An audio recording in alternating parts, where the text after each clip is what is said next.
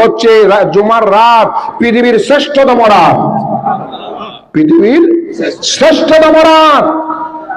আমরা তো মনে করি লাইলাতুল বরাত বড়, আমরা মনে করি লাইলাতুল কদর বড়, কিন্তু তাফসীর করলেন, হাদিস শরীফ করলেন, মোল্লা আলী কারি রহমাতুল্লাহ আলাইহির তাফসীর দেখেন, অসংখ্য মুহাদ্দিসিন কিরামের রওয়ায়াত দেখেন, আমাদের মাযহাবের ইমামের রওয়ায়াত দেখেন, সমস্ত ফুকাহায়ে জামের রওয়ায়াত দেখেন, সবাই ঐক্যমত পোষণ করেছেন আন্না লাইলাতুল জুমআ, লাইলাতুল জুমআ, জুমআর রাত আফদালু মিন লাইলাতিল কদর,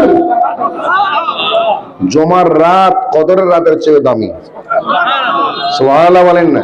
এখন আপনারা মনে করবেন এটা কোন কথা, এটা কখনো শুনি নেই, কখনো শুনি নেই, কখনো শোনেন আর শোনেন নাই, শোনেন বা শোনেন নাই, যেটাই হোক এটাই হোক কথা।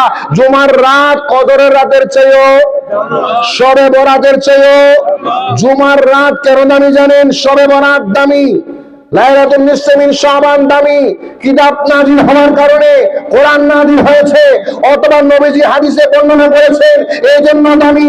লাইলাতুল কদর কেন দামি? কোরআন নাজিল হওয়ার কারণে।